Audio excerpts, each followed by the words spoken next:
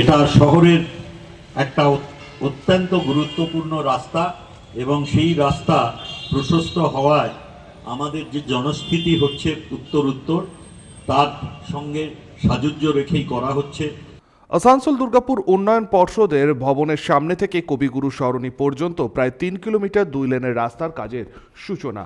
শুক্রবার দুপুরে আসানসোল দুর্গাপুর উন্নয়ন পর্ষদের ভবনের সামনে নারকেল ফাটিয়ে কাজের সূচনা করলেন পঞ্চায়েত মন্ত্রী প্রদীপ মজুমদার, জেলা শাসক পান্নাবলাম এস, আসানসোল দুর্গাপুর উন্নয়ন পর্ষদের চেয়ারম্যান কবি দত্ত, প্রশাসক মণ্ডলের চেয়ারপারসন অনিন্দিতা মুখোপাধ্যায়, নগর নিগমের কমিশনার আবুল কালাম আজাদ ইসলাম, মহকুমা শাসক সৌরভ চট্টোপাধ্যায় সহ অন্যান্য প্রশাসনিক আধিকারিকেরা।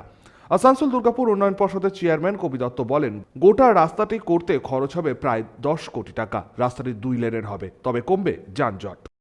রাস্তাটা বানাতে আমাদের লাগবে, ধরো কমপ্লিট প্রজেক্ট যদি বলো, যদি বিউটিফিকেশন টাইম মিলে এটা 10 কোটি টাকার মতো পড়ে যাবে। যদি সব মিলে যদি বলো কমপ্লিট হতে, বা আরও বেশি লাগবে হয়তো ফিউচারে, আপাতত মোটামুটি এটা ধরে চল। শুধু রাস্তাটা করতেই ধরো মোটামুটি 6 কোটি টাকা লাগবে। এটা করতে মাস 3 লাগবে, এক্সপেক্টেড আমার 3-4 মাস। এটা আমি অবশ্য আন্দাজে বলছি, এটা আমি না দেখে বলছি, এক্সপেক্টেড 3-4 মাস লাগবে। এখানে যত রাস্তা আমরা করব, আমরা সব রাস্তাতেই তোমাদেরকে আগেও বলেছি, আমরা বসার জায়গা থাকবে, কিছু বিউটিফুল গার্ডেনিং থাকবে, সাফিসিয়েন্ট লাইটিং থাকবে বোথ সাইডে, মধ্যেখানে ডিভাইডার থাকবে, সাফিসিয়েন্ট কিয়স্ক থাকবে। যেগুলো কিয়স্ক বলতে এখন যেসব ঘুমটি করে যেরকম যে ইচ্ছা বসেছে ওরকম না, আমরা যে কিয়স্ক দেবো সেগুলো অফিসিয়াল কিয়স্ক, এবং যেগুলো কেউ কারোর দিকে আঙুল তুলতে পারবে না যে তুমি বেআইনিভাবে বসেছো, কালকে তুলে দেবো, আবার পরশু দিনে এসে লুকিয়ে না, আমরা অফিসিয়ালি করে দেবো।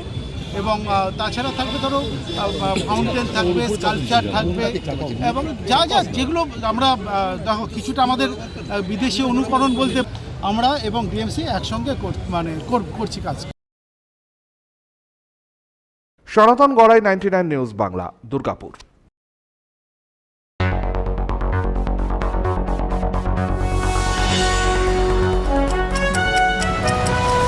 আপনারা দেখছেন 99 নিউজ বাংলা। বদলাবো আমরা।